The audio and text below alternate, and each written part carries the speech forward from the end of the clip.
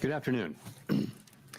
My colleagues and I remain squarely focused on achieving our dual mandate goals of maximum employment and stable prices for the benefit of the American people. Despite elevated uncertainty, the economy is in a solid position. The unemployment rate remains low, and the labor market is at or near maximum employment. Inflation has been running somewhat above our 2% longer run objective. In support of our goals, today the Federal Open Market Committee decided to leave our policy interest rate unchanged. We believe that the current stance of monetary policy leaves us well positioned to respond in a timely way to potential economic developments. I will have more to say about monetary policy after briefly reviewing economic developments. Recent indicators suggest that growth of economic activity has moderated. GDP rose at a 1.2% pace in the first half of this year, down from 2.5% last year. Although the increase in the second quarter was stronger at 3%, focusing on the first half of the year helps smooth through the volatility in the quarterly figures related to the unusual swings in net exports.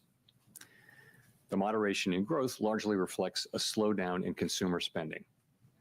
In contrast, business investment in equipment and intangibles picked up from last year's pace. activity in the housing sector remains weak. In the labor market, conditions have remained solid. Payroll job gains averaged 150,000 per month over the past 3 months. The unemployment rate at 4.1% remains low and has stayed in a narrow range over the past year. Wage growth has continued to moderate while still outpacing inflation. Overall, a wide set of indicators suggests that conditions in the labor market are broadly in balance and consistent with maximum employment. Inflation has eased significantly from its highs in mid-2022, but remains somewhat elevated relative to our 2% longer run goal. Estimates based on the Consumer Price Index and other data indicate that total PCE prices rose 2.5% over the 12 months ending in June, and that, excluding the volatile food and energy categories, core PCE prices rose 2.7%. These readings are little changed from the beginning of the year, although the underlying composition of price changes has shifted. Services inflation has continued to ease, while increased tariffs are pushing up prices in some categories of goods. Near-term measures of inflation expectations have moved up on balance over the course of this year on news about tariffs, as reflected in both market-based and survey-based measures. Beyond the next year or so, however, most measures of longer-term expectations remain consistent with our 2% inflation goal. Our monetary policy actions are guided by our dual mandate to promote maximum employment and stable prices for the American people. At today's meeting, the committee decided to maintain the target range for the federal funds rate at 4.25% to 4.5% and to continue reducing the size of our balance sheet. We will continue to determine the appropriate stance of monetary policy based on the incoming data, the evolving outlook, and the balance of risks. Changes to government policies continue to evolve, and their effects on the economy remain uncertain.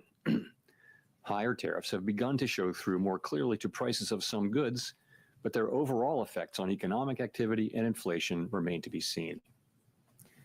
A reasonable base case is that the effects on inflation could be short-lived, reflecting a one-time shift in the price level. But it is also possible that the inflationary effects could instead be more persistent, and that is a risk to be assessed and managed. Our obligation is to keep longer-term inflation expectations well anchored and to prevent a one-time increase in the price level from becoming an ongoing inflation problem. For the time being, we're well positioned to learn more about the likely course of the economy and the evolving balance of risks before adjusting our policy stance. We see our current policy stance as appropriate to guard against inflation risks. We're also attentive to risks on the employment side of our mandate. In coming months, we will receive a good amount of data that will help inform our assessment of the balance of risks and the appropriate setting of the federal funds rate. At this meeting, the committee continued its discussions as part of our 5-year review of our monetary policy framework. We focused on potential revisions to our statement on longer-run goals and monetary policy strategy, and are on track to wrap up any modifications by late summer. The Fed has been assigned 2 goals for monetary policy: maximum employment and stable prices. We remain committed to supporting maximum employment, bringing inflation sustainably to our 2% goal, and keeping longer-term inflation expectations well anchored. Our success in delivering on these goals matters to all Americans. We understand that our actions affect communities, families, and businesses across the country. Everything we do is in service to our public mission. We at the Fed will do everything we can to achieve our maximum employment and price stability goals. Thank you. I look forward to your questions. Thanks, Chair Powell.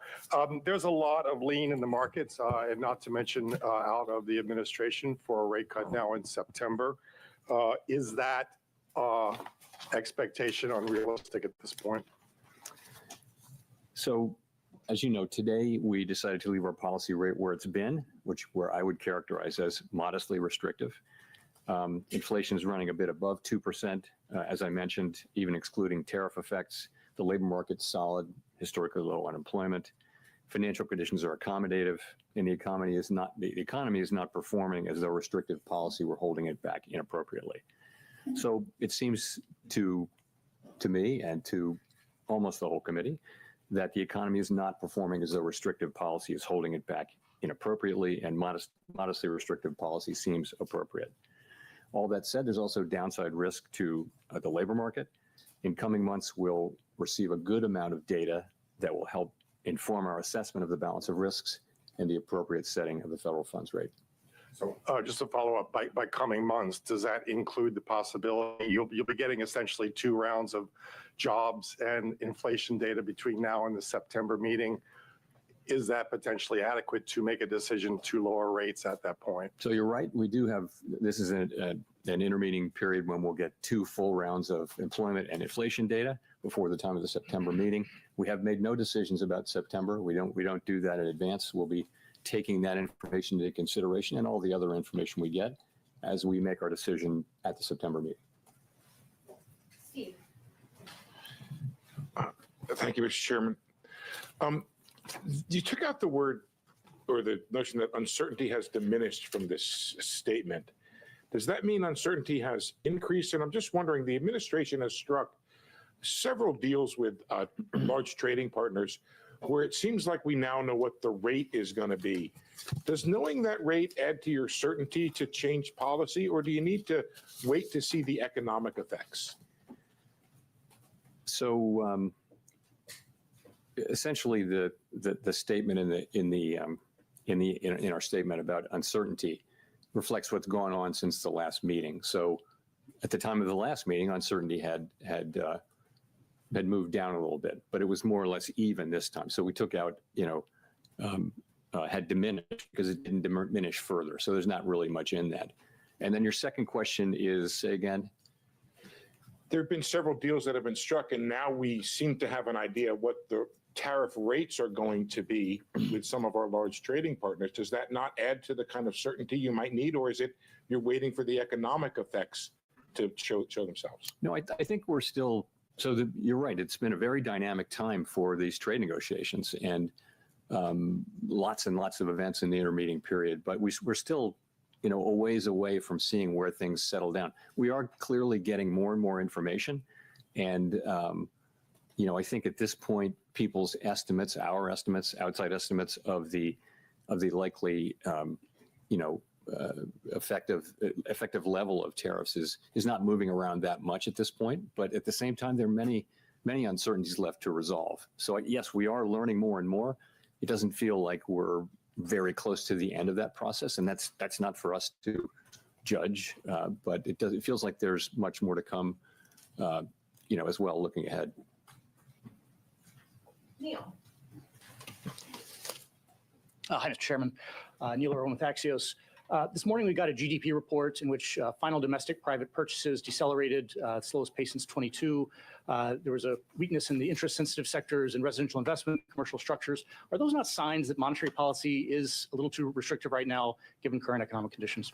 So the GDP and PDFP numbers came in pretty much right where we expected them to come in. You got to look at the whole picture. So certainly, as I mentioned in my opening remarks, economic activity data, GDP, private domestic final purchases, which we think is a narrower but better signal for future, for where the economy is going, has come down to a little better than 1%, 1.2%, I think, in the case of GDP for the first half, whereas it was 2.5% last year. So that has certainly come down. But if you look at the labor market, what you see is, by many statistics, the labor market is kind of still in balance. It's things like quits, job openings, and let alone the unemployment rate. They're all by many measures, very similar to where they were a year ago. So you do not see weakening in the labor market. You do see a slowing in job creation, but also a slowing in the supply of workers. So you've got a labor market that's in balance, albeit partially because both demand and supply for workers is coming down at the same pace, and that's why the unemployment rate has remained roughly stable. Which is why I said we do see downside risk in the labor market. I mean, our two mandate variables, right, are inflation and maximum employment, stable prices and maximum employment, not so much growth. So the labor market looks solid. Inflation is above target, and even if you look through the tariff effects, we think it's still a bit above target, and that's why our stance is where it is. But as I mentioned, downside risks to the labor market are certainly apparent. So on labor, given the fluid labor supply situation, is there a number for this jobs report we get on Friday that would look to you like equilibrium job growth? The main number you have to look at now is the unemployment rate, because if it's true that the demand for workers in the form of, let's call it, just say payroll jobs, that number has come down, but so has the break-even number, kind of in tandem. So, as long as that puts the labor market in balance, the fact that it's getting into balance due to declines in both supply and demand, though, I think it is suggestive of downside risk. So we of course will be watching that carefully. Thank you. Colby Smith with the New York Times. Two of your colleagues called for a quarter-point cut today, and I'm wondering what aspects of their argument were most compelling to you and how you're weighing their views against those on the committee who, as of the June forecast, were in the camp of the Fed holding interest rates steady for the remainder of the year. And just in terms of the June SEP in particular, is that still the best representation of where the core of the committee is? So on the dissents, what you want from everybody and also from a dissenter is a clear explanation of what your thinking is and what are the arguments you're making, and we had that today. So I think basically this was quite a good meeting all around the table where people were thought carefully about this and put their positions out there. As I mentioned, the sort of the majority of the committee was of the view that inflation's a bit above target, maximum employment is at target. That calls for modestly restrictive, in my way of thinking, modestly restrictive stance of policy for now. But we had two dissenters who I think, you want that clear thinking and expression of your thinking, and we certainly had that today, I think all around the table. In terms of, you ask about the June SEP, I wouldn't, that you're right, that's what it says, and that may well, I couldn't point to it 6 weeks later as expressing people's thought. You really can't do that. We don't run an SEP, and I don't like to substitute in my own estimate of what the SEP might be. We don't have one. So I'll just say that, we haven't made any decisions about September. We'll be monitoring all the incoming data and asking ourselves whether the federal funds rate is in the right place. And just on the point about policy being only modestly restrictive, does that mean that there's actually not much scope to reduce rates once the conditions for a cut are met, barring a significant weakening of the labor market? So let me say, my own estimate is modestly restrictive, and there are a range of views of what the neutral rate is at this moment for our economy, and so others may say it's more restrictive or less restrictive even. We're going to be at some point when we return to moving toward a more neutral stance, we'll be making that judgment as we go. I don't think we have a preset course. It's not so mechanical as saying, we've derived with great confidence the neutral rate and that is our destination, because really we understand that no one actually knows what the neutral rate is. We know it by its works, and that will be how the way the economy reacts over time to slightly looser policy.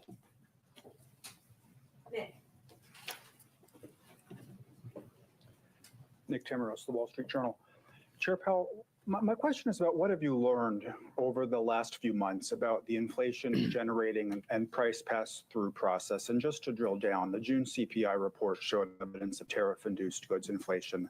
Now, the tariff landscape is only starting to be settled with some of these more recent deals. Given the lags between when tariffs are announced and when they show up in goods prices, is 2 months a long enough horizon to evaluate the impact and be confident that tariffs aren't impacting the broader inflation process? I think you have to think of this as still quite early days. And so I think what we're seeing now is substantial amounts of tariff revenue being collected on the order of $30 billion a month, which is substantially higher than before. And the evidence seems to be mostly not paid only to a small extent through exporters lowering their price, and companies or retailers, sort of people who are upstream, institutions that are upstream from the consumer, are paying most of this for now. It's starting to show up in consumer prices, as you know, in the June report. We expect to see more of that. And we know from surveys that companies feel that they have every intention of putting this through to the consumer, but the truth is they may not be able to in many cases. So I think we're just going to have to watch and learn empirically how much of this and over what period of time. I think we've learned that the process will probably be slower than expected at the beginning, but we never expected it to be fast. We think we have a long way to go to really understand exactly how it will be. So that's how we're thinking of it right now.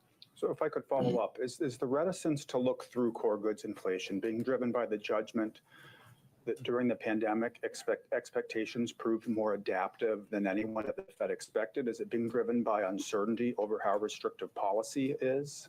You could argue we are a bit looking through goods inflation by not raising rates. We haven't reacted to new inflation, but I mean, I wouldn't insist upon that. But I don't think, I think the base case, as I said, a reasonable base case is that these are one-time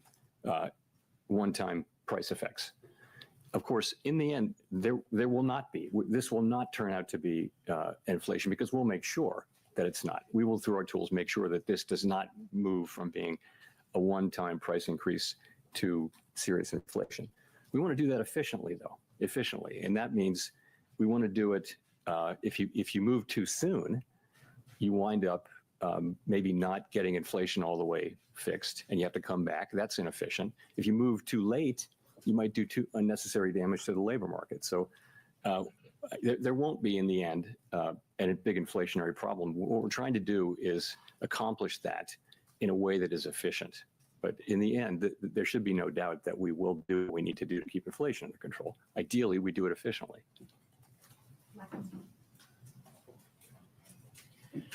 Michael McKee from Bloomberg Television and Radio. The one big bill, leaving aside the adjectives, do you expect it to add stimulus to the economy in 2026? And would that be an argument for remaining on hold or cutting back on the number of rate cuts you would expect for next year? So, of course, let me just ritual disclaimer that we don't express any judgments or anything like that on fiscal legislation or other legislation for that matter. But I would say when you think that, the biggest part of the bill was making permanent existing law on taxes, I don't think we see it as particularly stimulative.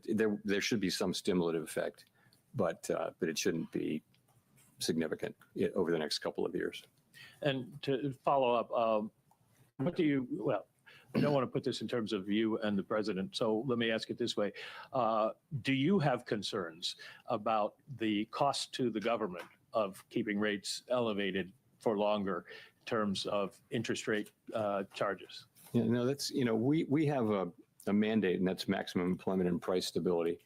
And it is, it's not something we do to consider the cost to the government of our rate changes. We have to be able to look at the goal variables Congress has given us, use the tools they've given us to achieve those goals. And that's what we do. We don't consider the fiscal needs of the federal government. No advanced economy central bank does that. And it wouldn't be good if we did do that, it would be good neither for our credibility nor for the credibility of U.S. fiscal policy. So it's just not something we take into consideration. Victoria. Hi, Victoria Guida with Politico. When it comes to the renovations of the Federal Reserve's headquarters that the administration has been looking into, do you see their interest in that issue as being directly tied to the president's push to get you to lower interest rates? Not for me to say. I will say we had a nice visit with the president. It was an honor to host him. It's not something that happens very often at the Federal Reserve to have the president come over, let alone to visit a building. But it was a good visit. Are there any aspects of the project that they've raised that you see as making you reconsider any aspects of the project? So, this project was hatched and conceived almost a decade ago now, and we went through the very long process of clearing it through historic preservation at the National Capital Planning Commission, and a lot of back and forth there. It was very constructive. We started out to do the work, and we're very well along on that work. And I was quite pleased to have the president say multiple times that what he really wanted to see was was us getting this construction completed as soon as possible. That is our focus, and that's what we're going to do.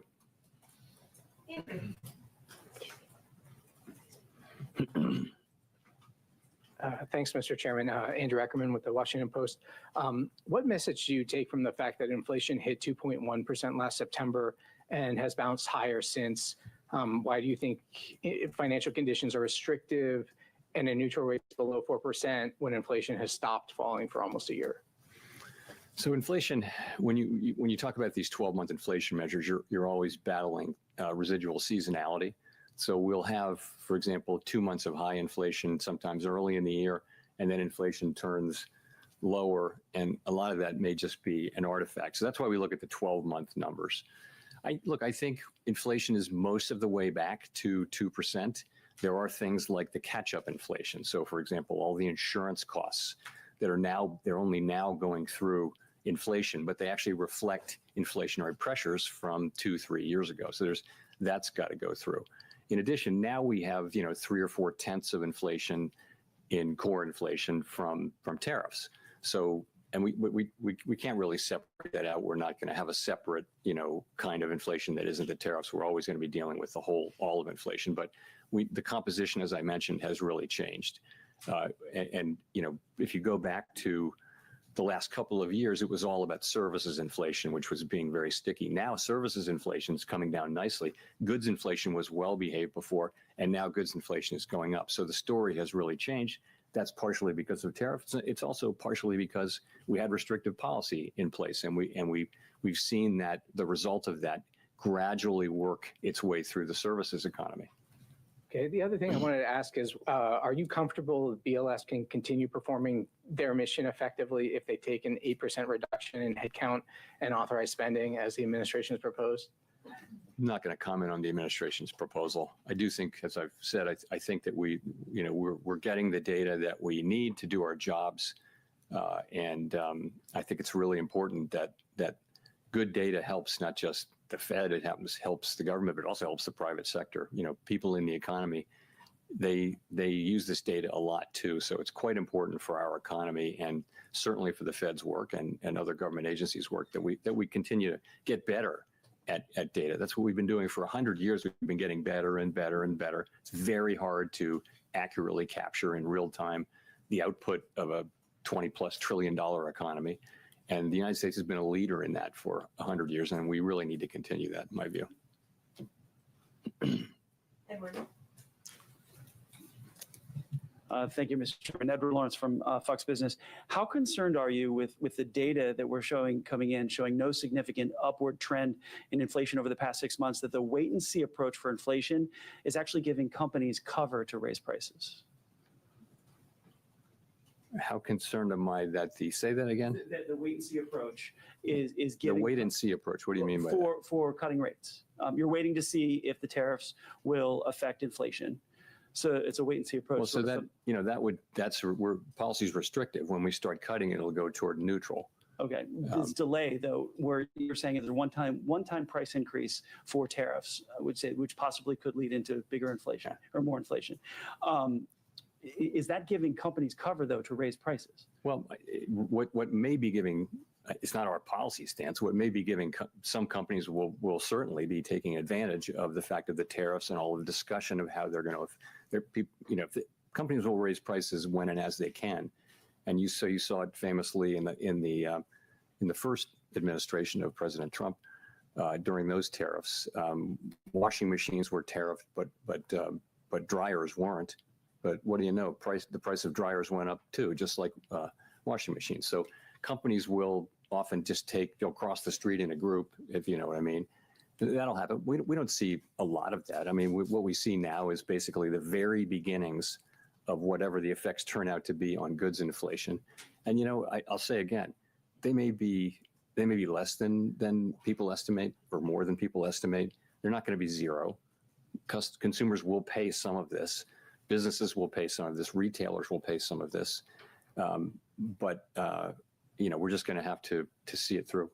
And just to follow, if I could, some additional tariffs have been in place since February, and things, really haven't broken yet with the economy. So how do you justify to somebody who's looking for a house, who's facing a 7% mortgage and maybe can't afford those rates? How do you justify that? And Well, so the housing is a special case, right? We don't set mortgage rates at the Fed, right? We set an overnight rate, and the rates that go into mortgages are longer term rates, like treasury rates. It might be 30-year rates, it might be shorter than that, but it's not the overnight Fed's rate. It's not that we don't have any effect. We do have an effect, but we're not the main effect. There are other things going on in the housing sector, and one of those is just there's kind of a long-term housing shortage that we have. We haven't built enough housing. This is not something the Fed can help with, but then that'll be the case even after things normalize. So I think the best thing that we can do for housing is to have 2% inflation and maximum employment, and that's what we can contribute to housing. There are lots of other jobs to do for the private sector and Congress, but that's what we're trying to get to. And we've made a lot of progress toward that. We have a very good labor market right now. Inflation, we were very close to 2%. We're seeing some goods inflation move us away, but so far not very far away. Chris. Hi, Chair Powell. Thank you. Well, can you give us a little more about what kind of economic data does the Fed need to see before you'll be ready to cut? I mean, do you need inflation back nearly to target? Are there other things in the pricing that you look for? Do you need to see weakening in the job market? What kind of things are you looking for? I mean, ultimately, it could be any of those things, right? But if you saw that the risks to the two goals were moving into balance, if they were fully in balance, that would imply that you should move toward a more neutral stance of policy. This is the special situation we're in, which is we have two-sided risk to both of our goals. When we paused, inflation was above target and the labor market was pretty good. So that was a time when policy was restrictive when we paused. And to be restrictive is to be supporting a return to our inflation target, right? So as the two targets get back into balance, you would think you'd move in a way closer to neutral, and that the next steps that we take are likely to be in that direction. What will it take? It'll be the totality of the evidence. As I mentioned, there's quite a lot of data coming in, which before the next meeting. Will it be dispositive of that? It's really hard to say. We don't make those decisions right now, so we'll have to see. Well, I guess just in terms of inflation, though, for example, like some people would point to if it remains only in goods and it doesn't bleed over to services, then maybe that's evidence that the tariff effect is going to be a temporary one-time thing. Is that kind of thing affect your thinking, or do you just need to see the number come down? I think closer to 2. We'll look at everything. It's as I mentioned, a pretty reasonable base case is that this will be a one-time price increase, and in the end, we'll make sure that that's the case. We're just trying to do that efficiently. And efficiently means getting the timing right, so we don't again, if we cut rates too soon, maybe we didn't finish the job with inflation. History is dotted with examples of that. If you cut too late, then maybe you're doing unnecessary damage to the labor market. So we're trying to get that timing right, and that's effectively what we're doing.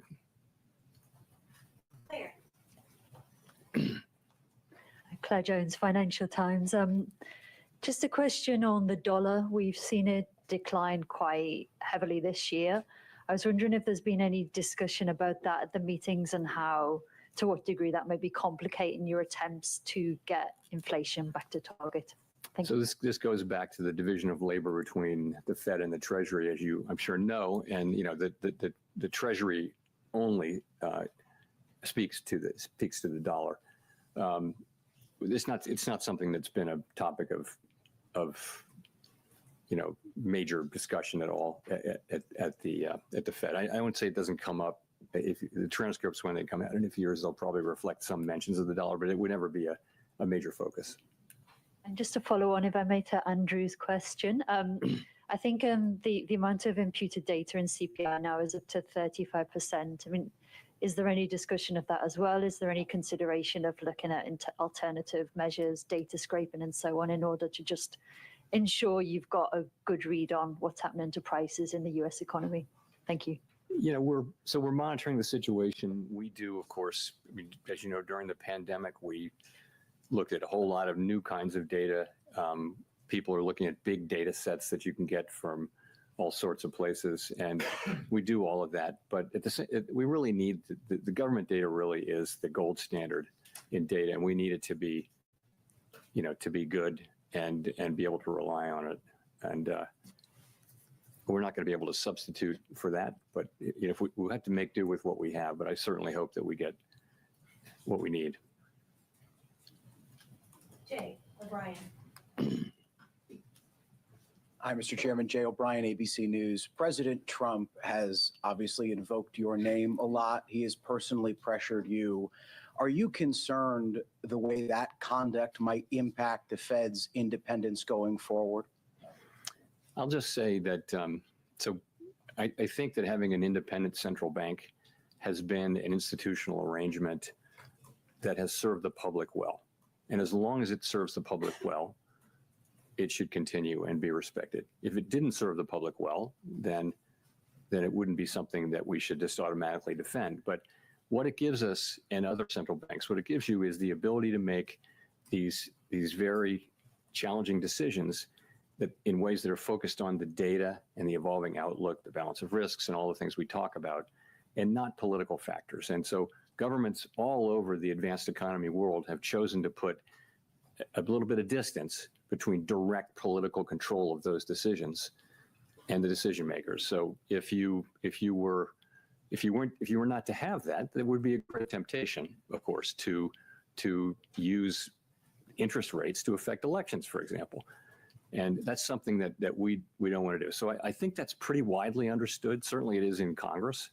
And I think it's very important. I'll just say that. Maria Eloisa.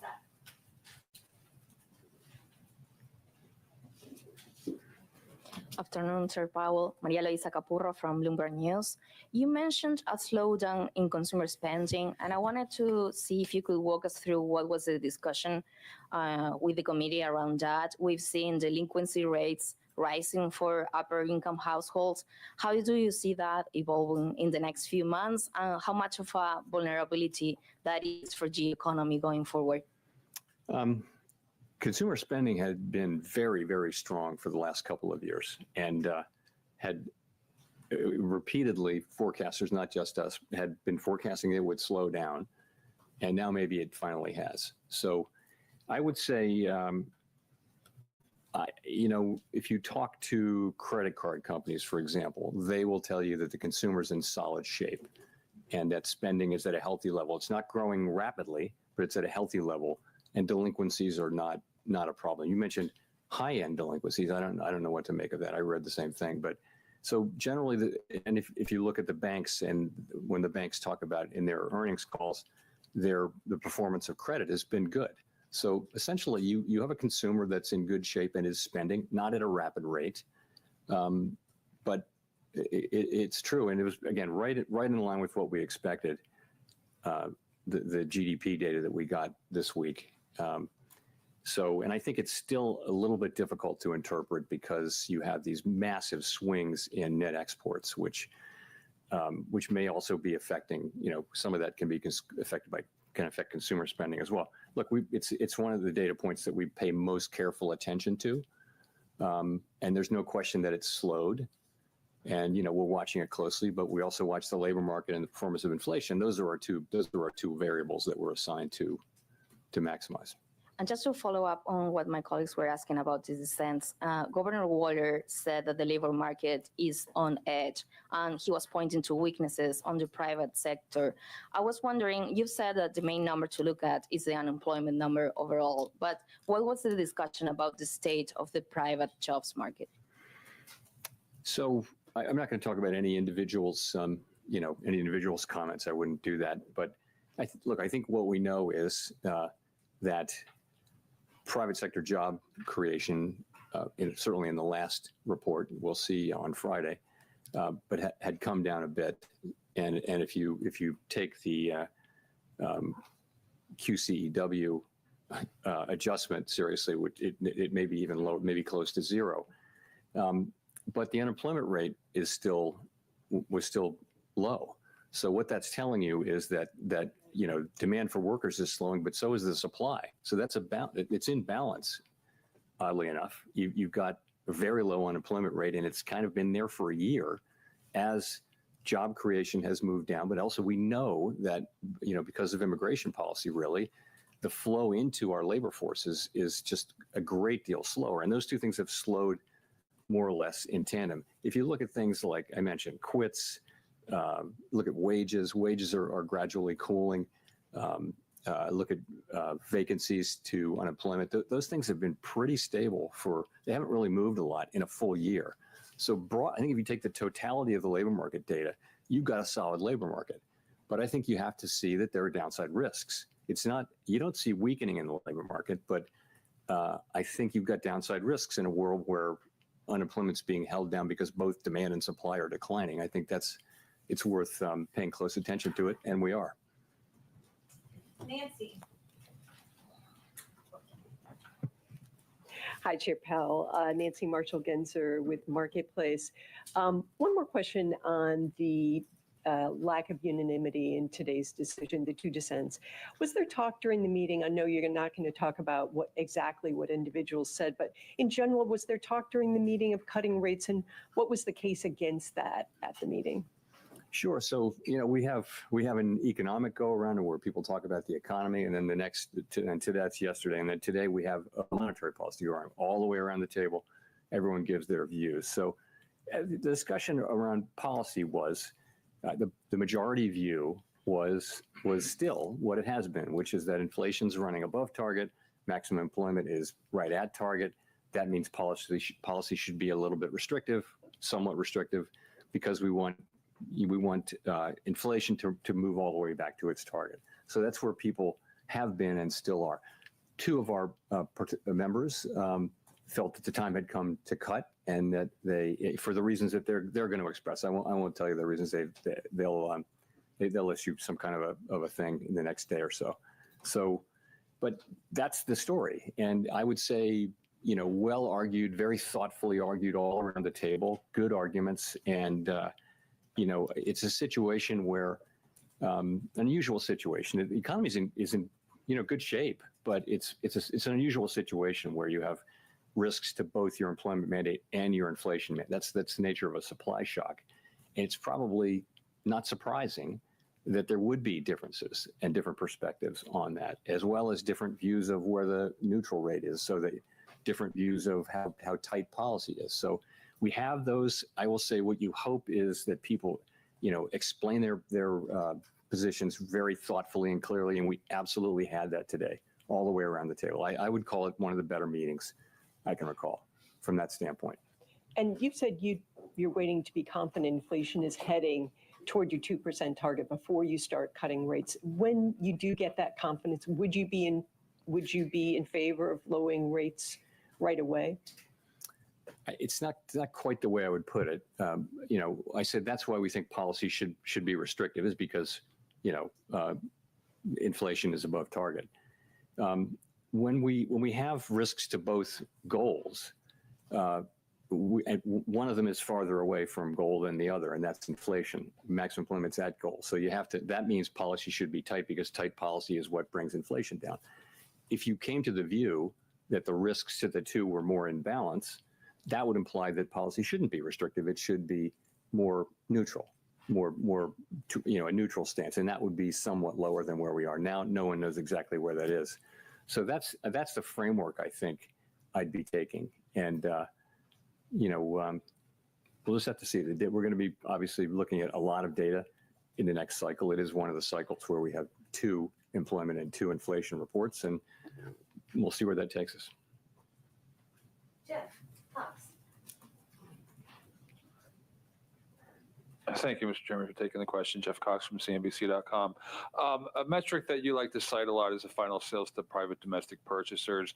That was down to a 1.2% gain in second quarter from 1.9% in Q1, suggesting that there's some softening in underlying demand.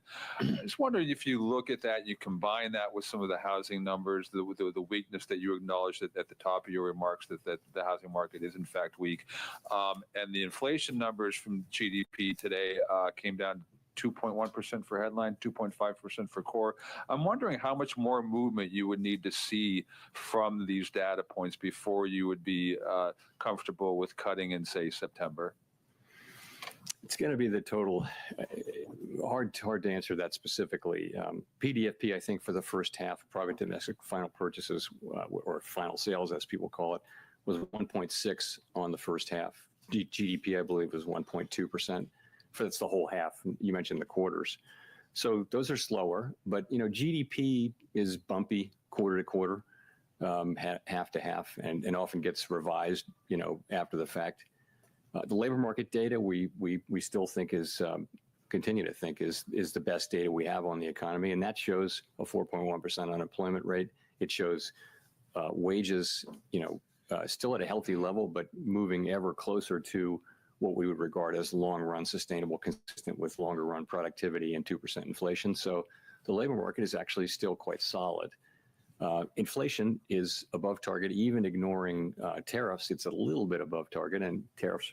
So we're watching all of that, and again, trying to do the right thing in what is a challenging situation because you're being pulled in two directions, and you have to decide which of those to go in. And actually, at some point, if they're sort of equally at risk, then you really want to be at a neutral policy stance, which we're not right now. So it'd be safe to say that if the data kind of stays in line with where it is right now, that you wouldn't be comfortable with cutting in September? I'm not gonna say that. No, I just think we're going to need to see the data, and it can go in many different directions. The inflation data and the employment data, and we're going to make a judgment based on all of the data and based on that balance of risks analysis that I mentioned. Thank you. Greg, Rob, for the last question. Thanks, Chair Powell. Greg Robb from MarketWatch. The Treasury Secretary has said recently that it would be confusing for the markets if you stayed on as a governor after your term as chair ends. And I was wondering if you had any update for us on a decision on that front. Sorry, I do not have any update for you. Thanks very much, everyone.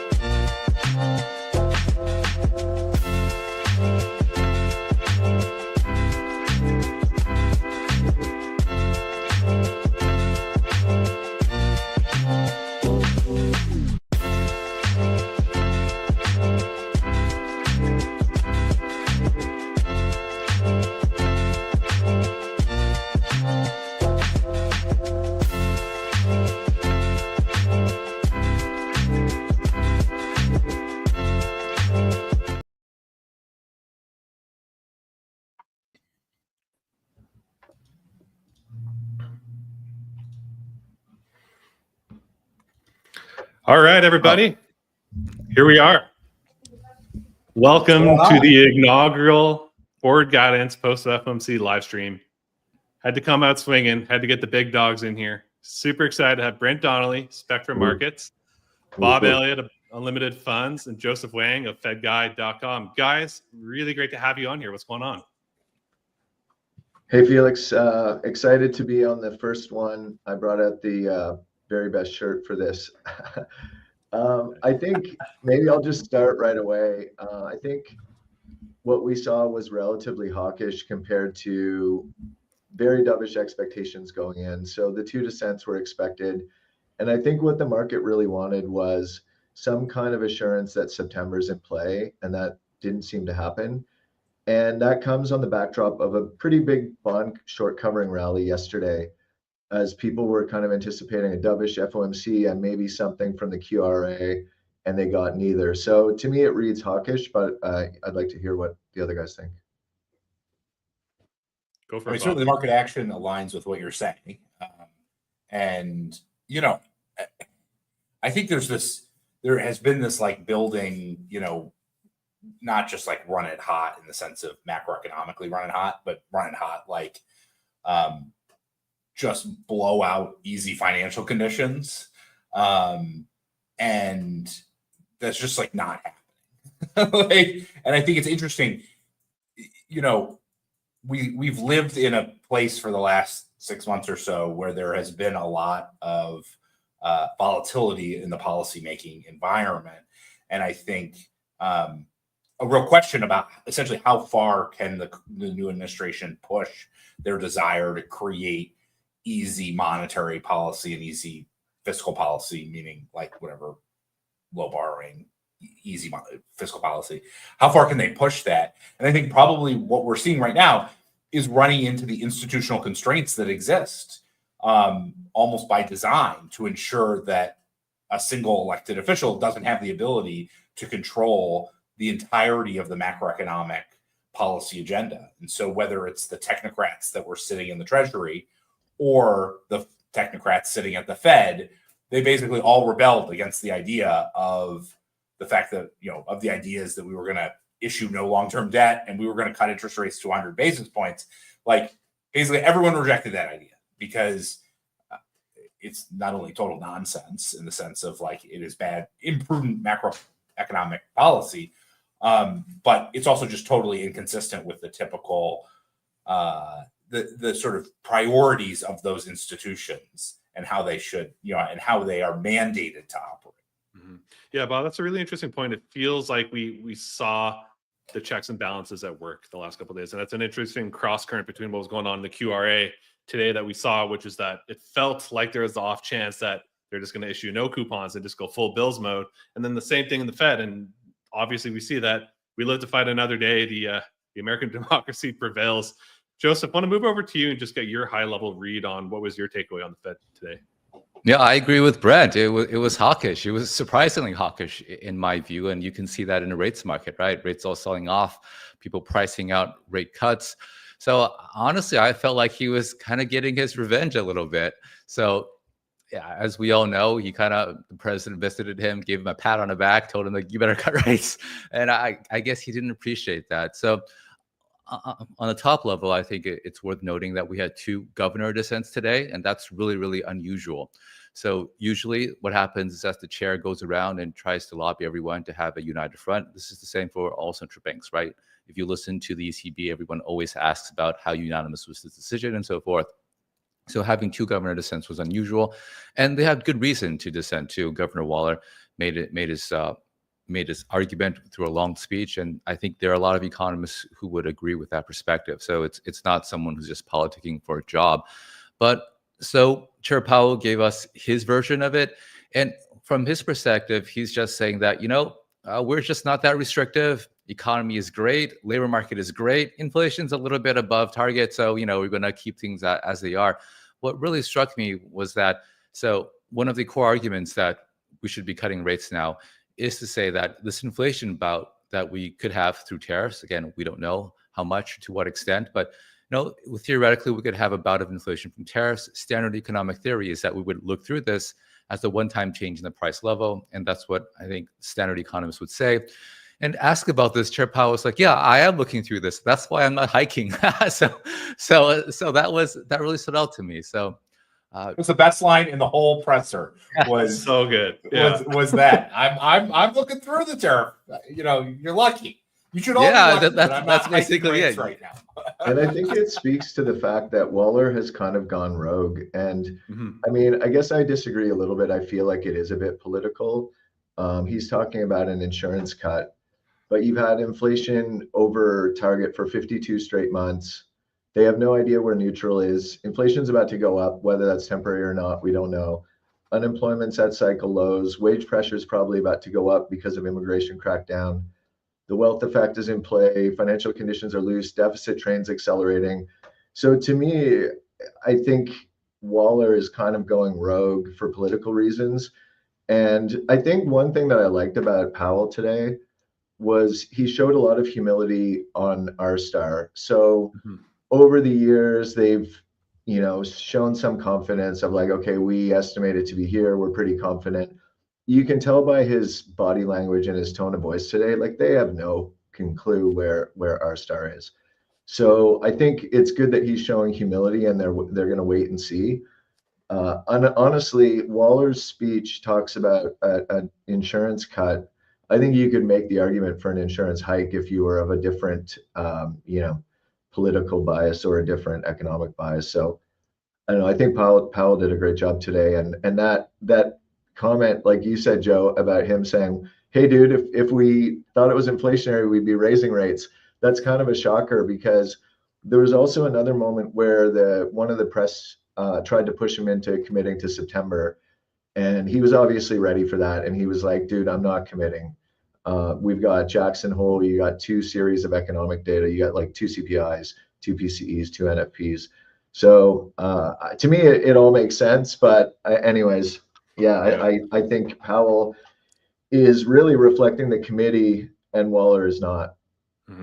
Guys, but I just want to circle back on something that was interesting to me in the statement, and I'll just pull it up here. And I noticed that Bob and Joseph, you both posted charts this morning of the PDFP numbers that we got from GDP. And it was very notable to see how many times the PDFP was brought up during this press conference. And it's with good reason, right? Like the last 2 GDP prints have just been so noisy, so much whipsaws because of this net exports. And, in the first quarter, it was huge amounts of imports, which led to a negative GDP print. And then today we saw a pretty significant upside surprise in the GDP print because of the reversal of that. So we've all had to hone in on PDFP as a truer, more concise look at where growth is at. And what I found interesting, and I'm curious to get both of you to validate this or not, but we saw this change in the statement where they basically removed the have affected and said that it continues to affect the growth outlook. And furthermore, they noticed and changed it from has continued to expand at a solid pace to moderated in the first half of the year. So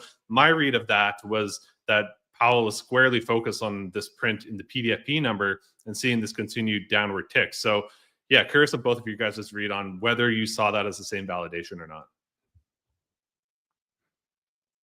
So I think this, so like you mentioned, a lot of people over the past few years have been emphasizing this final sales to private domestic purchasers as quote unquote core GDP and a better measure of underlying economic activity. And so in the past, when we would have weak readings on headline, people would be like, hey, actually, final sales to private domestic purchasers is strong, so no need to worry. Today we have the inverse. Headline looks pretty strong, but this is weakening. So this kind of adds to the argument that the economy is weakening. Maybe policy shouldn't be where it is. So I think how Chair Powell would address that is that, so their mandate is not growth, it's full employment and price stability. And he'd point to these huge demographic shifts, whereas the population is not growing as much as it used to, right? President Trump is cracking down on illegal immigration. And so maybe this is just a reflection of just this less population growth rather than anything else. So I think that's one potential for that. Again, you can also easily make the argument that actually maybe this is something more, and you could challenge the assertion that the labor market is actually strong. To have lots of evidence that there are some cracks there. So this is something we're just going to keep debating until we get more data in the coming months. From my perspective, first of all, it makes sense that if the Fed's trying to figure out what's going on with growth, the like whipsaw and annoying measuring and mismeasuring of GDP is not that relevant. This is the relevant picture. And if you either looked at GDP accounting or you did a combination of a variety of hard data measures, it would basically paint the same picture that you're seeing on this chart, which is a meaningful slowing. I think from my perspective, probably the more important thing that I see with this chart is and how it appears as though the overall economy is slowing at a time when we have restricted labor supply and a slowdown in hiring comes back to what is actually driving this economy. It's not a credit-driven cycle. It's not a deficit-driven cycle. Deficits have not changed. They've gone up, if anything, over this period. It is an income-driven cycle. And when you constrict the ability to earn income by slowing labor supply, you get slowing demand, which is exactly what we're seeing. I think this is one of the first stress tests of that idea. And I think it's very important because what ends up happening is if this is an income-driven expansion, what happens is while the Fed is focused on the tightness of the labor markets, businesses get focused on the strength of the economy. And so when you see the strength of the economy slowing like this, the strength of demand slowing like this, that almost always has businesses start to take second order effects where, if you see a slowdown in demand, then you start to reduce your labor force or cut back on your spending. And that's what creates a typical, negative reinforcing cycle at the sort of the later stages of a late cycle environment. And so I think this is highlighting that we're right on the tipping point of that. Like if this gets any weaker, then you're going to start to see businesses start to scale back. And it continues to be proof that it's a important validation that it's an income-driven cycle that's driving this economic activity today. Yeah. Brent, I want to bounce it over to you and get your read on the economy and the growth outlook. Because correct me if I'm wrong, but are you of the mind of this being a pretty notable weakness? Or I believe that you're in more of the camp of inflation uptaking from here on out. What's your read? Yeah, I'm more agnostic. I just feel like soft landing is the base case and that continues. Like Bob said, I think one of the most interesting dynamics is that you could potentially get a drop in labor market demand and a drop in supply at the same time. So I think it's interesting from a trading point of view, because I'm usually more like in the trading business and less in the macro, bigger picture stuff. I think it's interesting that Powell specifically said to watch the unemployment rate, and he kind of discounted NFP headline, because I think that's hawkish, because I think that means you can get a slowing demand for labor, so like lower headline NFP, but then you can still get unemployment rate around 4.0, 4.1 as the immigration crackdown restricts the supply of workers. So I think that's interesting. I think, and just touching on Bob's point, I think a lot of things can be true at the same time. I think you can have sticky inflation, falling labor demand, falling labor supply, and like sort of sluggish, but not that great, but not horrible growth all at the same time. I mean, there's so many weird things going on in the economy. Like if you look at historically, a housing cycle doing this would be catastrophic for the jobs market normally, and it hasn't been. So I feel like there's been this weird kind of baton passing thing where it was healthcare, it was government. For a while, it was housing, obviously.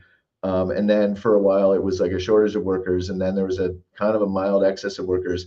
But everything has been kind of ebbing and flowing but against the backdrop of a pretty anti-fragile economy that like debt isn't that bad. There was still a lot of money sloshing around, although it's arguable whether that's the case now. So to me, I think you just have to stick with like soft landing base case. And then the Fed, like I said before, doesn't really know where our star is. So Fed on hold for the rest of the year, and but growth kind of being like medium slow, but then still you are at 4.1 and core PCE and CPI is still around 3% by the end of the year. So that's kind of how I see it. And I don't know what you would call that. Like it's not really stagflation. It's not definitely not a boom. It's not really Goldilocks. It's like, I guess it's stagflation light with the side order of Goldilocks. I like that approach. I mean, it's the first thing I think about is when Powell started to talk a bit about the inflation outlook and how it's changed so much, where, in the past year or so, there's been this large focus on services inflation and housing and owner's equivalent rent and all of that, keeping inflation upticking and elevated. And now what we've seen is the opposite situation, where that's actually providing the biggest disinflationary force right now to inflation. Whereas on the other side of things, core goods, which was outright, month over month deflationary for a couple months there earlier, we're now starting to see some upticks there. So with that in mind, would love to just hear, starting with Joseph, just your read on that, especially on that core goods situation, because obviously what we're all trying to figure out is how much of this uptick in core goods right now is related to tariffs, how much of it is related to other things in the economy as it stands. Yeah, I don't know. So the data seems really messy to me. On the one hand, you have all these people trying to front run tariffs, so that's going to impact just how you look at the data. And also, let's say tariffs do have an impact. You could have the exporter reduce their price, and so it wouldn't necessarily show up in those in prices that we receive. Japanese auto exporters, for example, there's that chart going around. The auto export prices out of Japan declined 20% year over year. That's because the auto companies over there, they ate the tariff. So I think it's a very, very hard picture to untangle, and we really aren't going to find out more about it until maybe months ahead. I think what we know is that at roughly the tariff rates that are being pursued, and of course there's always noise around that, but let's call it high teens effective tariff rates, you're looking at somewhere in the $400 to $500 billion a year rough increase in taxes, and that somebody's got to pay it. That's it's not magic. Someone's got to pay it. It's got to be the foreigner, the businesses onshore, or the consumer. And if if you sort of socialize that expense, particularly onshore, you're looking at something like 100 basis point rise in overall inflation seen by the consumer if they take 50% of the price rise, which I think is, these sorts of things are highly uncertain. And nonetheless, I think you can get a sense as to it's not zero, it's not 5%, it's like 100 basis points. And, it's 100 basis points when inflation's already a little too high. And you put that, from the Fed's perspective, and you put that together, and that's not a great situation for the Fed. And then you also add essentially 100 basis point rise in prices at a time when incomes are slowing down and labor market growth is not great. And so it's on the margin, bad for growth, right? You sort of put those things together. And so we kind of know, in the old words of Chairman Powell, the direction of travel on growth and inflation from these tariffs is clear. The magnitudes, the timing, the pacing, all of that is uncertain. But it's probably moving in that direction. Anything you want to add there, Brent? No, I mean, I think the only thing I would add is that it's kind of hilarious how the market just priced the tariffs in, then priced them out, and now no one really is talking about them anymore in terms of their impact on growth. But if you look at the earnings that have come out so far, basically just filter with any kind of common sense filter, people that sell stuff that's heavy or that gets shipped around, those companies have been doing bad. And companies that, do virtual money printing by AI or whatever, those companies are doing well. So it is having an impact in the real world. But I think the issue is that, or for the stock market and really for trading, the issue is that those parts of the economy, like manufacturing and all that, are just microscopic in terms of operating margins and overall operating income compared to the Mag 7. So you can get all kinds of crazy stuff happening in manufacturing and in the real economy, and nobody gives a shit because AI CapEx is the only thing that really matters. It's so large relative to the real economy that I think that's one thing that's difficult, is that we're so used to looking at the real economy, and it's really not the real economy that's driving a lot of things right now. So I think that's making it challenging, and that's creating a lot of red herrings that are hard on the trading side, because it's hard to ignore all this stuff, like the baseline tariff being at 18%. Kind of seems like that would be meaningful. But then, like we were talking about Smoot-Hawley comparisons and stuff. But in 1930, I mean, you guys would know better than me, but I would guess in 1930, it was probably 90-10 manufacturing services, and now it's 90-10 services manufacturing or whatever.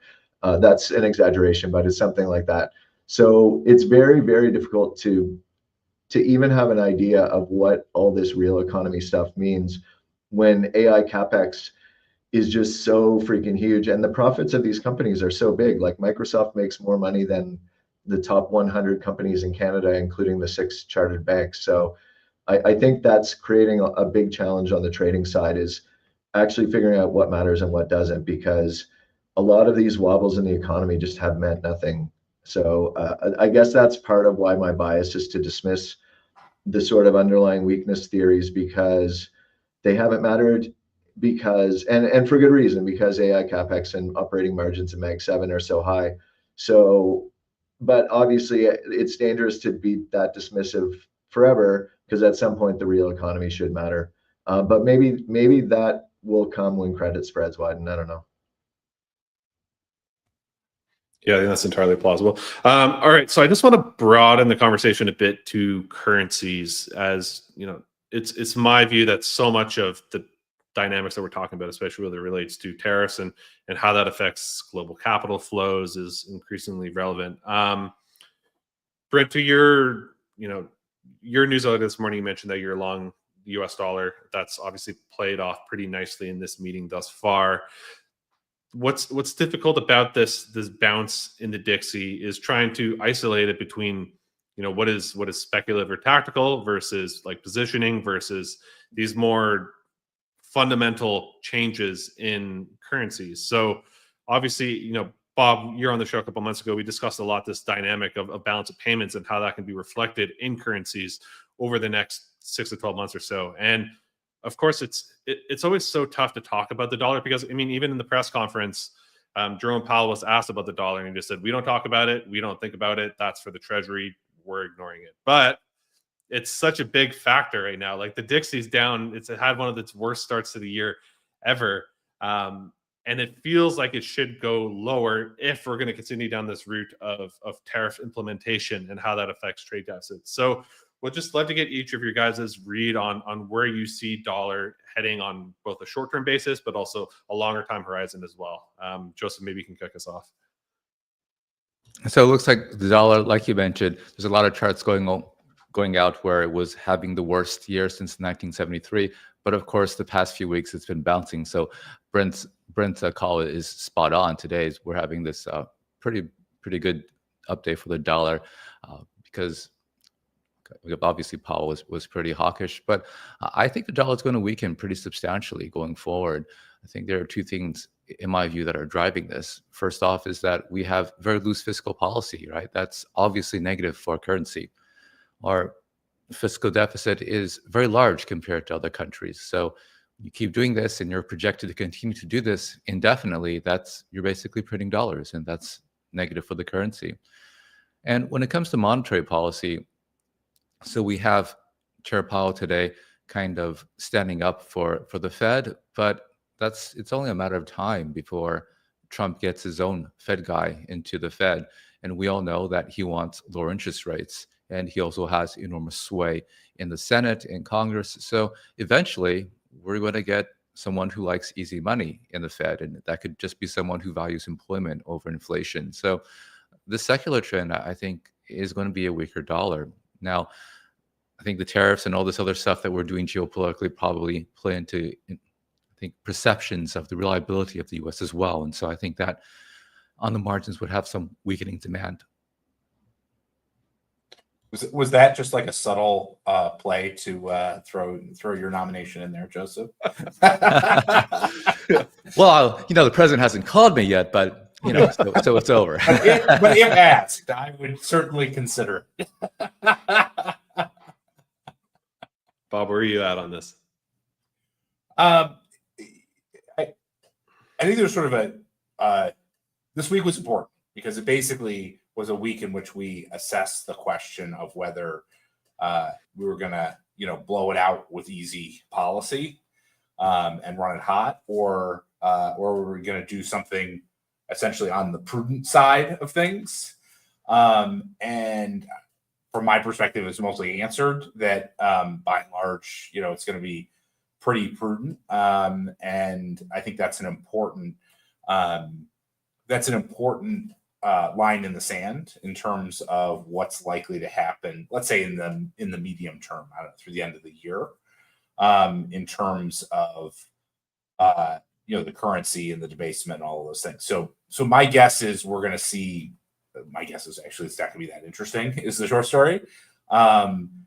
More strategically, foreigners continue to be wildly overinvested in U.S. assets, and the set of policies that we're talking about here are policies that are growth negative for the U.S. on top of federal government policies that are growth negative for the U.S. And so when you think about it from that perspective, given that growth sensitivity has been such an important driver of capital flows, cross-border capital flows, it's interesting. Like in a short-term sense, it feels very dollar bullish, but in sort of a longer-term sense, meaning like over the course of a couple of years, if the U.S. is going to slow down meaningfully while the rest of the world is stimulating both fiscally and monetarily, that will continue. That will bring the question back to why are we overweight all these assets? Maybe it's because AI data centers are going to like literally eat the whole United States. Like Arizona is going to become entirely chip making and AI data centers. There's a question about who the hell is going to pay for all that, and how they're going to earn any revenue doing it. But that's a bit of a joke. I think the bigger story here is that if the U.S. is slowing down and the rest of the world is not in such a weak position, and these policies are incentivizing that, that will create the sort of longer term capital flows away from overweight U.S. Just probably not we're not going to see it in the course of weeks. It's in the course of years, like we talked about before. Yeah, and I mean, I don't strongly disagree, even though I'm long dollars right now. I think there's kind of two frameworks that are operating in opposition right now. So you have the structural story, which is what Joe and Bob are talking about, which is capital flight, policy, weirdness, and all that kind of stuff. But the problem right now, or the problem has been really since about the start of July, is the 10% sell-off in the dollar was like, people thought Section 899 was going to be invoked. People thought there was a Mar-a-Lago Accord to weaken the dollar. People thought the Fed was going to cut multiple times this year. People were talking about U.S. recession possibly. And when you're looking at the dollar, there's always the structural side, and then there's the cyclical side. And really, like the good, exciting dollar sell-offs tend to have both. So like the big sell-off from 2002 to 2008, a lot of that was, the Fed had cut into recession in 2002, 2003. The dollar was overvalued, and there's a lot of similarities now. But the problem is that like none of the dreams are coming true for the dollar bears. Like the capital flight story really was just like an April thing. Like if you look at the tick data, money was coming back into the U.S. starting in May, and the AI capex was another, the DeepSeek freak out and all that. That was another reason people were selling dollars, because the U.S. had lost AI supremacy, and Nvidia was below $100, and now it's at 180 or whatever. So I think the issue with the dollar down trade is that it's a structural story, and that just makes it very difficult to trade. So I think as an investor, like staying underweight dollars is probably fine. But these cyclical little rebounds could go on. This dollar rally could go another 5%. We could retrace half of the 10% drop. And so I'm more in that camp right now, simply because you're just not getting, you priced in a lot of bad stuff for the dollar. And honestly, if you went down the list, like I think there was a list, somebody wrote a pretty good piece that had the 8 sort of super bad things for the dollar. I don't think they worded it that way, but I would say like 6 or 7 of those have not happened. So like I went through most of them just now. So what I think you really need, like Bob said, is you need some evidence of a cyclical slowdown, and then the dollar will get smoked because it is quite overvalued. Like if you look at the dollar index, it's basically just in a massive trend since Bretton Woods, since 1970 or whatever, because there's a lot of kind of built-in rebalancing effects. Like when the dollar gets super weak, it's inflationary and people come to the US and people buy US goods and vice versa. So there is like some kind of feedback loop that dampens the volatility in the super big picture. So given that we're somewhat overvalued now, I think the structural view makes sense, but cyclically, I don't know. To me, there's just not enough evidence that things are bad in the US, and there's not enough evidence that the Fed's going to cut. So right now I'm long dollars, and especially because positioning got very offside there for a while, although I don't think it's that offside anymore. And just, sorry, one other thing is if you look at like the 20 currencies that people trade, the US has the highest yields other than Brazil and Mexico. So it's very expensive to sit there short dollars. It's a short carry trade, and generally people in FX hate being short carry. Yeah, 100%. All right, so I just want to sharpen this question a little bit here and take everything you all three have articulated in terms of your macro framework and view and contrast it with where we're at in terms of pricing for Fed cuts over the next 12 months or so. Really interesting to see that September odds going into the meeting were about 50-50, if I'm correct there. And it looks like those are now under 50-50. So less of a chance of a cut in September is the large takeaway. That could have changed since the last time I looked, but that's the last thing I saw. We also have this situation in 2026 of trying to speculate on what's going to happen once Powell is gone. We've seen some big moves in SOFR curves back there in terms of some meaningful dovishness as the market tries to digest whether Trump will get his 300 bips of cuts or not. So would love to just hear from each of you of what's your read as we come out of the FOMC meeting, as we also come out of the QRA too, which we hinted at a little bit, but obviously that was a pretty significant, insignificant event in terms of the fact that just it felt like a lot of bad things in terms of bad for the state of the US and its fiscal position, but none of them really happened. So yeah, I'll punt it to any of you guys to kick us off on your read there. All right, since I know the least about the Fed, I'll start, and I'll keep my answer short. Just with regard to the May 2026 thing, I don't really buy it as being like a definitionally dovish event. I think it's very, very conditional on where the economy is. If GDP is 3% and CPI is 3.1 and core PCE is 3.0, it doesn't really matter who comes in if Warsh or Hassett or Drake or whatever comes in as the head of the Fed. It's not going to matter because the economy is going to be telling them not to cut rates. So I think it's a little bit overblown. Like it creates obviously a dovish a dovish tilt at the margin when you put a more dovish person in there. But in the end, they're not just going to completely dissolve the framework and cut 300 basis points. Like this isn't Turkey. There's still institutional commitments that the people inside the Fed will have, no matter who's running it. The rest of the voters will still have something to say. So I'm not as much of a buyer of that theory that it will necessarily be all that dovish in May 2026. I think from my perspective, I sort of agree with what Brent's saying, which is really comes down to the economy. And I think it's interesting, like right now, when you look at how things are priced, they're priced for like cuts quickly and then no cuts or more limited cuts once the new chairperson is put in place.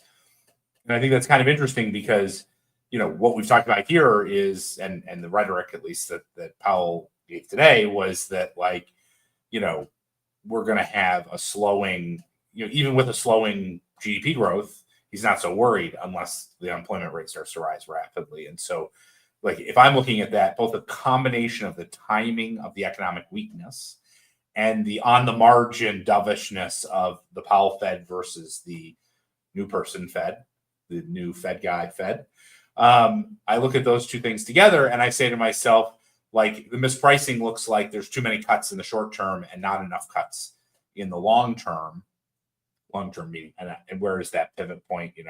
That focal point maybe is March of next year or something like that. And so that's kind of how I would like look at the pressures on it right now relative to what's priced in.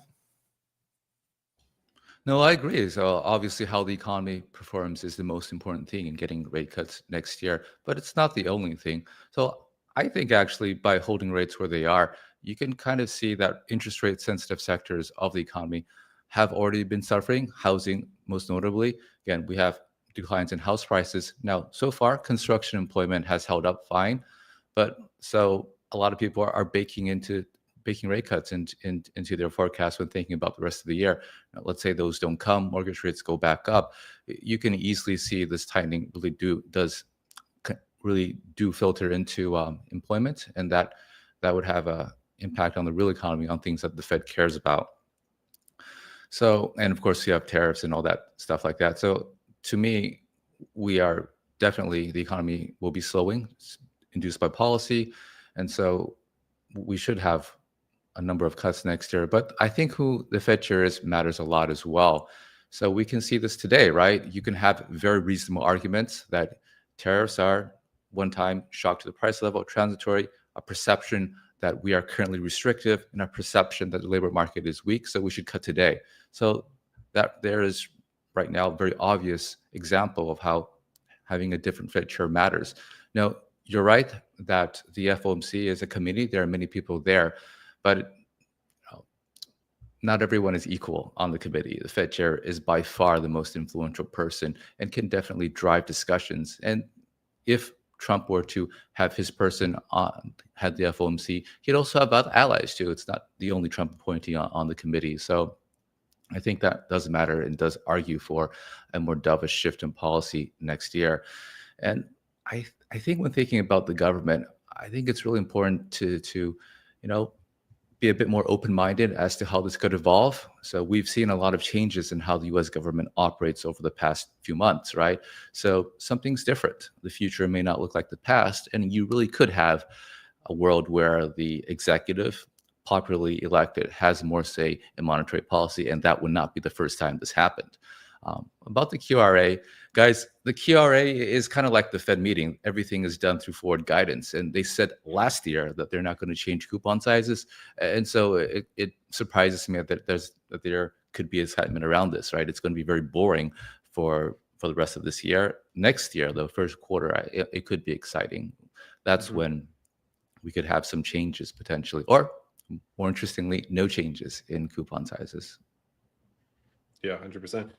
To your point, Joseph, about the committee being 12 members, not just the chair deciding what to do, even though they do have a lot of power and can definitely sway things one direction or another, it is an interesting situation to expand the potential outcome of the committee in 2026, where, okay, you have Waller and Bowman, who have both dissented today, and sort of signaling where their heads are at and their intentions are.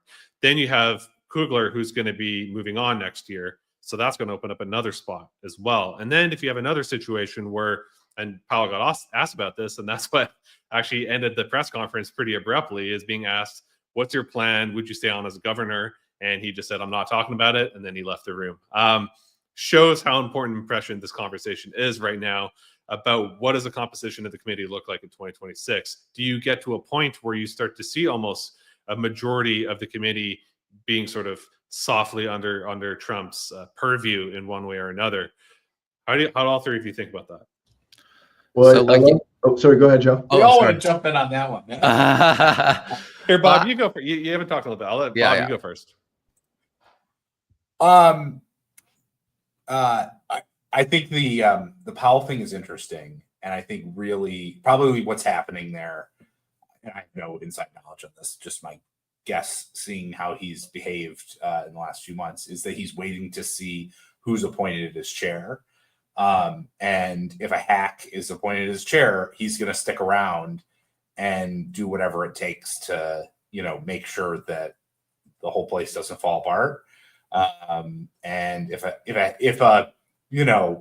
a modestly more dovish than how Powell might think about things, which to be clear, Powell's like pretty dovish, all things considered in this world. Certainly more dovish than if I was running monetary policy. So take that for what it's worth. I won't be getting any calls anytime soon from the administration. If the person's just, like a Waller or whatever, he'll probably say, good enough. This isn't going to be a disaster. Let's move on. And so I think that's he's taking a wait and see approach on monetary policy and also on whether he sticks around. And Joe, I love your idea about just keeping an open mind, because obviously so much crazy stuff has been happening. And in the event of, say, the opposite of what Bob's describing, where people just, there's like a mass exodus and people are just like, okay, I got to get out of here. This is crazy train type situation. Then the problem for Trump is going to be that the back end will get crushed. So they're going to be cutting rates and the back end rates are going to be going up. So I feel like it's kind of like it's a ridiculous situation anyways, because, like, not that it matters, but it's kind of a ridiculous situation, because if the Fed were to just start cutting rates right now with inflation where it is, the back end yields are going to go up, not down, and that's going to squeeze the mortgage market even worse. So I feel like, somebody like Warsh or Waller or whoever knows that, and then that will be a constraint. But if it goes completely crazy train, then you get the bond vigilante trade and the back ends will sell off, and that'll be sell dollars, sell bonds, which is the trade that the market tried to do in April, but kind of failed. So I think, so like you mentioned, Felix, that Kruger's seat is going to be vacated earlier next year, so they can appoint someone to fill that. Now, usually what happens after a chair's term ends is that they leave the Board of Governors, and that would normally give Trump the chance to appoint another governor. And I agree with Bob that Powell might be trying to stay, maybe if he feels like he needs to defend the institution and so forth.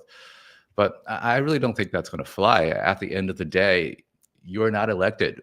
What are you defending? Who voted for you, right? So if he were to just stick around, I think they'd take out the big guns and find a way to get rid of him. They'll get the executive, the Congress, these guys, they have the power.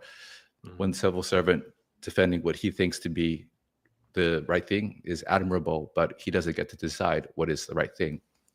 Now, if we did have political control over the Fed and rates were cut a lot, there could be a scenario where longer dated rates shoot up, right? Fling the dollar, capital flight, stuff like that. But I would also note that if you did have a situation where the White House controlled the Fed, they could also just roll out things to, yield curve control, QE, stuff like that, to control the long end as well. So the thing that would really take a hit would be the dollar. And as I understand, the president would be happy with the weaker dollar. That's kind of what their policy is. It's part of their plan to have a more competitive exporting sector. So a lot of possibilities there. We just have to wait and see. Yeah, 100%. All right, guys, just to round out this conversation here and finish up, let's get tactical. Let's get tangible. What's the trade? What's the asset allocation? What's the portfolio construction, depending on your time horizon, based off the data that we saw today, based off the Fed meeting today? What's your guys' read? I mean, you saw mine, Felix. It's pretty simple. I'm just long dollar yen, looking for 151, 152. I think you also get a kicker there that Ishiba could resign at some point. The LDP is meeting to decide his fate, and I think there's a face-saving element where he might want to just resign. If he finds out that he's out, he might want to resign before he gets sacked. So, and that would be mildly bullish dollar yen as well. So I think the market's still short dollar yen. I think above 150, you start to see the CTAs get forced to buy dollar yen as well. So I think dollar yen another like 200-300 points higher, and that's like a 1 week view. And I know that's kind of short for most listeners, but hey, that's my time horizon. So love it. I like that. I like that trade, particularly because the BOJ, like there's so many people who position thinking the BOJ was going to start tightening in response to this like fake inflationary thing that was related to prices and stuff like that. And like none of that's happening. Data doesn't support it. And all indications are, the BOJ is going to be cautious, which, like, if you have been around in markets for 25 years or whatever, like the BOJ is always cautious. It's a little maker trade for a reason. 60 basis points in 2 years. Like, you've got to be kidding me. Like, they've done nothing. You think Powell's done nothing? The BOJ has done more nothing for longer than anybody. My trade is relatively straightforward. Look, you've got bond yields still at basically cyclical highs, and you've got stocks basically at cyclical highs, and you have a slowing economy. And a slowing economy with negative growth policy ahead and no easing coming from the Fed or the Treasury in terms of their financing. That's teeing up what I think will be what I'm calling the season of disappointment trade in the second half, which is that bonds are going to outperform stocks, and that, which is very typical in a late cycle environment. And even today, when you look at what got priced in today, growth expectations did not meaningfully come down today, despite all the information, the incremental information that we got. Some of it got priced in yesterday, but just in general, like, we are still at peaks in terms of market-based pricing of expectations of future growth, and that, bonds are coming back, baby. Nice. Joseph? No, I can agree with that. I look at the equity markets and it seems like it's coming to ebullient, right? It seems like almost frenzy-like. You see in some of the pockets, we have the meme stocks come back, and you go on Twitter and all these people who just nothing bad ever happens and so forth. But I think the underlying economy is slowing. You have very obvious macro policies that are basically slowing it, right? You're raising taxes through tariffs, and today you have monetary policy that's asserting that we're going to be a bit more restrictive than you thought. So that's a recipe for a slower macro economy, and I think that eventually is going to lead to slower growth, potentially even recessionary impacts. And so I would stay away from the risk assets and things that are safer. Let's fixed income or gold, things like that. I think those will do better. I want to go. Okay, we'll finish off with this question because you mentioned gold, and it's just it's getting clobbered right now, and that just brings up this question of what's felt like the hot narrative, which is nothing stops this train, run it hot, devaluation. It's led to Bitcoin do very well. It's led to gold do very well. Where do you guys see that narrative landing right now? Overdone? Yeah, I think that's way overdone. The crypto world is supported by public policy, but that argument that, it's just going to go to the moon, so forth, that's kind of classically what you see when you're in a frenzy. Nothing can go wrong, so we'll just lever up, buy it until something does go wrong. Bob?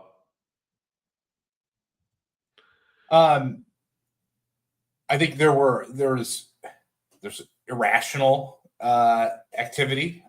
For instance, it was only a few days ago that Fartcoin was was at highs, and which is of course our favorite meme coin that we can keep an eye on. It has come off a little bit in recent days, but that's just irrational speculation. There's sort of a more rational speculation, which was around the expected value if the U.S. decided this week to basically run incredibly easy policy. And I think part of the thing that existed there was, like, if the choice was, for instance, to issue no coupons, or if Chairman Powell was like, okay, we're going to cut because I got browbeat into it, like, the upside of those hard assets was just very high relative to the downside that would exist. So from an expected value basis, it was not actually like a bad trade to be positioned that way. But the picture ahead's pretty clear. We're not going to have that mega debasement trade going on. And so that expected value's got to unwind from those assets. It's why I actually like the bonds relative to stocks instead of, tactically liking gold relative to stocks at this point. Nice. All right. Take us home, Brent. Yeah, so for me, I just make the distinction between crypto as a risky asset and gold as like some kind of medium, like it's kind of a liquidity barometer, but it's also sometimes works as a safe haven. So to me, the crypto treasury stuff feels very much like the ICO craze and the SPAC craze and the NFT craze. It's basically insiders trying to find exit liquidity and bag holders as quickly as possible. Like atom back selling or doing a crypto treasury to me is like one of those things where, and also if you look at the price action now, those stocks don't go up anymore. Like the joke is up. People understand that, they're selling $2 or $1 bills for $2. So I think that's a little bit bearish crypto at the margin because that source of demand, especially for Ethereum, I think is going to dry up now because the joke's over. On gold, I mean, it was kind of priced similar to the dollar for like complete US Armageddon. And I mean, it sounds weird to say, but policy uncertainty is actually going down now. So to me, like, I don't love gold up here. Like, I think the trend is probably still higher gold, but similar to my view on the dollar, I think I would stay away from gold here probably for the next $200 and then probably be a buyer. Nice. Well said. All right, guys, that was a ton of fun. Really enjoyed that. Thanks for joining us for this inaugural Forward Guidance FOMC live stream. We'll have to do it again in September or something. Awesome. Right, thanks for the Thanks invite. for having me. Thanks for having me. All right. That's great. All right, thanks, guys. See you all See you later. later. See you, Joe.